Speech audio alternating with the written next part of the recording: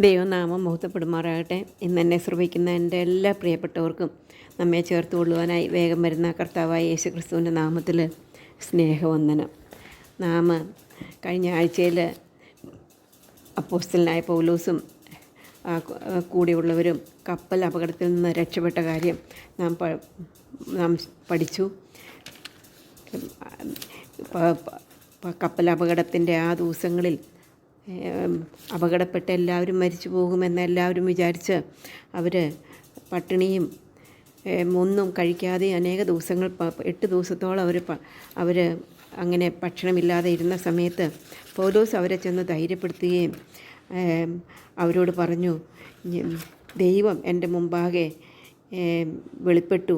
അതുകൊണ്ട് എന്നാൽ ഞാൻ സേവിക്കുന്ന ദൈവത്തിൻ്റെ ദൂതൻ ഈ രാത്രിയിൽ എൻ്റെ അടുക്കൽ വന്ന് പറഞ്ഞു, നീ കൈസരുടെ മുമ്പാകെ നിൽക്കേണ്ടതാകുന്നു. മാത്രമല്ല നിന്നോടുകൂടെ യാത്ര ചെയ്യുന്നവരെയും ഞാൻ നിനക്ക് ദാനം ചെയ്തിരിക്കുന്നു. അതുകൊണ്ട് ഭയപ്പെടേണ്ട, ആരുടെയും പ്രാണന് ഹാനി വരികയില്ല.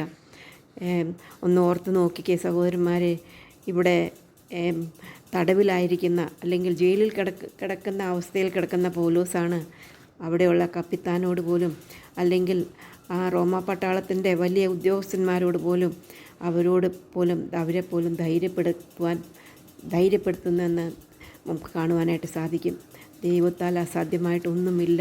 ശത്രുക്കളുടെ മുമ്പാകെ മേശയൊരുക്കുന്ന ദൈവത്തെ നമുക്കിവിടെ കാണുവാനായിട്ട് സാധിക്കും. അങ്ങനെ കപ്പൽ അപകടമുണ്ടായി. എന്നാലും എല്ലാവരും അവർ ഒരു തുറമുഖത്ത് കരയ്ക്ക് നേരെ ഓടി കപ്പൽ ഒരു സ്ഥലത്ത് അടിഞ്ഞു.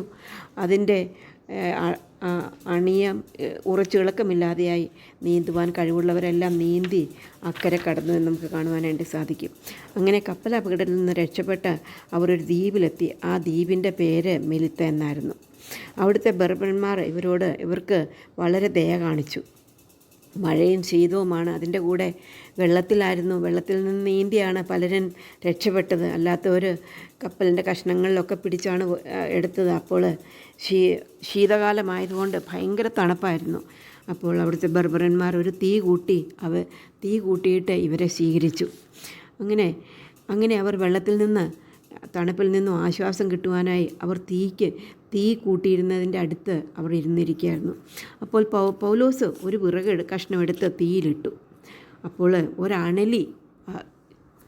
അണലി ചൂട് നിമിത്തം അവൻ്റെ കൈക്ക് കയറി പിടിച്ചു. അപ്പം അണലി നേരത്തെ ഇട്ട വിറകിൻ്റെ ഇടയ്ക്ക് വല്ലതും ആയിരുന്നു കാണും അണലി. പൗലോസ് ഒരു കഷ്ണം എടുത്ത് അങ്ങോട്ട് ഇട്ടപ്പോൾ അവിടെ അവൻ്റെ കൈക്ക് ഒരണലി കയറി പിടിച്ചു. ആ ജന്തു കൈമേൽ തൂങ്ങുന്നത് കണ്ടിട്ട് പൗലോസ് ഉടനെ അത് തീയിലേക്ക് കുടഞ്ഞു കളഞ്ഞു. പക്ഷേ അവിടുത്തെ ബർബരന്മാർ പറഞ്ഞു, പൗലോസ് ഒരു കുലപാതകനായിരുന്നു, സംശയമില്ല. ഇവൻ തെറ്റുകാരനാണ്, ഇവൻ പാപിയാണ്, സംശയമില്ല, ഇവൻ കുലപാതകനാണ്. കടലിൽ നിന്ന് രക്ഷപ്പെട്ടിട്ടും നീതി അവനെ ജീവിക്കാനായിട്ട് സമ്മതിക്കത്തില്ല. അവർക്ക് നീതി ദേവിയെക്കുറിച്ച് അവർക്കറിയാം. അവർ പറയുകയാണ്, നീതി ദേവി അല്ലെങ്കിൽ നീതി അവനെ ജീവിക്കുവാനായിട്ട് സമ്മതിക്കുന്നില്ല. അങ്ങനെ അവർ നോക്കിയിരിക്കുകയാണ്. അവൻ്റെ കയ്യിൽ തൂങ്ങിയ ആ അണലിയെ കണ്ടപ്പോഴാണ് അവർ പറഞ്ഞത് ഇവനൊരു കൊലപാതകനായിരുന്നെന്ന്. അവൻ ആ അണലിയെ ഇതിലേക്ക് ആ കയ്യെ തൂങ്ങിക്കിടക്കുന്ന അണലിയെ അവൻ ആ തീയിലേക്ക് എടുത്തിട്ടു. അത് കഴിഞ്ഞിട്ട് ബർബരന്മാർ നോക്കിയിരിക്കുകയാണ്. എന്താ നോക്കിയിരിക്കുന്നത്? ഇവനൊരു കൊലപാതകനാണ്, ഇവനിപ്പോൾ മരിച്ചു വീഴും എന്ന് അവർ അണലിയാണ് കയ്യിൽ തൂങ്ങിയത്. അപ്പോൾ അങ്ങനെ നോക്കിയിരുന്നപ്പോൾ പൗലോസ് വീർക്കുന്നതോ ചത്തു വീഴുകയോ ചെയ്യുമെന്ന് വെച്ച് അവർ കാത്തു നിന്നു. എന്നാൽ വളരെ നേരം കാത്തു നിന്നിട്ടും അവനൊരു ദോഷവും പറ്റിയില്ല. സാധാരണ ഇരിക്കുന്ന പോലെ പൗലോസ് അവിടെ ഇരിക്കുകയാണ്. ഇത് കണ്ടപ്പോൾ അവരുടെ മനസ്സ് മാറി. അവർ പറഞ്ഞു, പൗലോസ് ഒരു ദേവനാണ്, അതുകൊണ്ടാണ് അവന് ആപത്തൊന്നും സംഭവിക്കാത്തത്. മറ്റുള്ളവരുടെ മുമ്പാകെ ദൈവം ഇവനെ സ്വല്പം മുമ്പാകെ പറഞ്ഞു ഇവൻ കൊലപാതകനാണെന്ന്. എന്നാൽ അവരുടെ മുമ്പാകെ തന്നെ ഇവൻ ദേവനാണ്, അല്ലെങ്കിൽ ഇവൻ ആരാധിപ്പാൻ യോഗ്യനാണ് എന്ന് പോലും പറയത്തക്കവണ്ണം പൗലോസിനെ ദൈവം ഉയർത്തി. പൗലോസ് ഒരക്ഷരം മിണ്ടിയില്ല. പൗലോസ് തന്നെത്താൻ ഉയരുവാൻ നോക്കിയില്ല. എന്നാൽ ദൈവം അവിടെ പൗലോസിനെ ഉയർത്തുന്നതായിട്ട് നമ്മൾ കാണുന്നു. അവിടെ ദൈവപ്രമാണിയുടെ അപ്പന് പനിയും അതിസാരവും പിടിച്ച് കിടപ്പിലായിരുന്നു. പൗലോസ് ചെന്ന് അവരുടെ വീട്ടിൽ ചെന്ന് അപ്പന് വേണ്ടി പ്രാർത്ഥിച്ചു. അവൻ്റെ മേൽ കൈ വച്ചു. അവന് സൗഖ്യം വരുത്തി. ഇതിനു ശേഷം മറ്റ് രോഗികളും വന്ന് പൗലോസ് അവർക്ക് വേണ്ടി പ്രാർത്ഥിച്ചു. അവർ സൗഖ്യം പ്രാപിച്ചു. അങ്ങനെ അനേകരും അവിടെ മെലിത്ത എന്ന ദ്വീപിൽ അനേകർ സൗഖ്യമാകുവാൻ ഇടയായിട്ട് തീർന്നു. മാത്രമല്ല അതിന് അവരുടെ ശരീരരോഗത്തിന് സൗഖ്യം വന്നു എന്ന് മാത്രമല്ല, അവർ വളരെ സന്തോഷിച്ചു എന്ന് മാത്രമല്ല, അവിടെ കർത്താവിൻ്റെ വചനം പ്രബലപ്പെടുവാൻ, അനേകർ രക്ഷപ്പെടുവാൻ, അനേകർ സഭയോട് ചേരുവാൻ ഇതെല്ലാം അവർ തീർന്നു. അത് കഴിഞ്ഞ് ഇവർ പോകേണ്ട സമയമായപ്പോൾ എല്ലാവരും സന്തോഷിച്ചു. അവിടെ നിന്ന് കപ്പൽ കയറുന്ന സമയം ആവശ്യമുള്ളതെല്ലാം അവർ കയറ്റി തന്നു. 3 മാസം അവിടെ മെലിത്ത ദ്വീപിൽ അവർ അവിടെ താമസിച്ചു. ആ 3 മാസം അവരുടെ സാധനങ്ങളെല്ലാം അവർ കടലിലിട്ട് കളഞ്ഞതാണ്. ആ 3 മാസവും ഇവർക്ക് വേണ്ടിയതെല്ലാം അവിടെയുള്ള ബർബരന്മാർ ഇവരോട് ദയ കാണിച്ചു. മാത്രമല്ല അവരുടെ ദീപപ്രമാണിയുടെ അപ്പന് സൗഖ്യം വന്നതുകൊണ്ട് ദീപപ്രമാണിയും ബാക്കിയുള്ളവരും എല്ലാവരും അങ്ങനെ കരുണ കാണിച്ചു. അവർ അവിടെ നിന്ന് പോയപ്പോൾ അവർക്ക് ആവശ്യമുള്ള എല്ലാ സാധനങ്ങളും കയറ്റി കൊടുത്തു. അങ്ങനെ അവർ യാത്ര ചെയ്ത് റോമയിലെത്തി. റോമയിൽ ആദ്യം തനിക്ക് കാവലായിരുന്ന പടയാളികളോടുകൂടെ വേറിട്ട് താമസിപ്പാനായിട്ട് പൗലോസിന് അനുവാദം കിട്ടി. അപ്പോൾ വലിയ പ്രയാസമില്ല. പൗലോസിൻ്റെ ഇഷ്ടമുള്ള സാഹചര്യത്തിൽ ആ പടയാളികളോട് കൂടെ അവൻ റോമ നഗരത്തിൽ താമസിക്കുകയായിരുന്നു.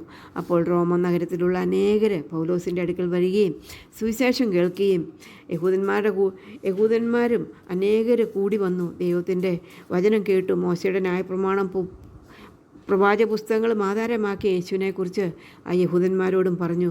അനേകർ വിശ്വസിച്ചു. എന്നാൽ ചിലർ നിരസിച്ചു. അനേകർ രക്ഷിക്കപ്പെടുവാനും താമസിയാതെ അവരെല്ലാം സ്നാനപ്പെടുവാനും അങ്ങനെ സന്തോഷം അനുഭവിക്കുവാനായിട്ടും റോമയിലും കർത്താവ് പൗലോസിൻ്റെ അടുത്ത് നിന്ന് പറഞ്ഞതാണ്, നീ എനിക്ക് വേണ്ടി റോമയിൽ നിൽക്കേണ്ടി വരും. അതെ, ദൈവത്തിന് പൗലോസിനെ കുറിച്ചൊരു ഉദ്ദേശമുണ്ടായിരുന്നു. റോമയിൽ കാരാഗ്രഹത്തിലാണ് കിടക്കേണ്ടി വന്നാലും ദൈവത്തിൻ്റെ വചനം അവിടെയുള്ള ജനങ്ങളോടും അവിടെയുള്ള ജാതികളോടും അതുപോലെ തന്നെ യഹൂദന്മാരോടും പറയേണ്ടത് ആവശ്യമാണ്. ദൈവത്തിൻ്റെ വചനം എല്ലാവരും അറിയേണ്ട ആവശ്യമാണ്. അതുകൊണ്ട് ദൈവം അങ്ങനെ അവിടെ ഒരുക്കി. നമുക്കറിയാം, മെലിത്ത ദ്വീപിൽ 3 മാസം താമസിച്ചു. എന്നാൽ റോമിൽ 2 സംവത്സരം പാർത്തു എന്ന് നമുക്ക് കാണുവാനായിട്ട് സാധിക്കും. അങ്ങനെ 2 സംവത്സരം പാർത്ത് എല്ലാവരോടും സുവിശേഷം പറഞ്ഞു.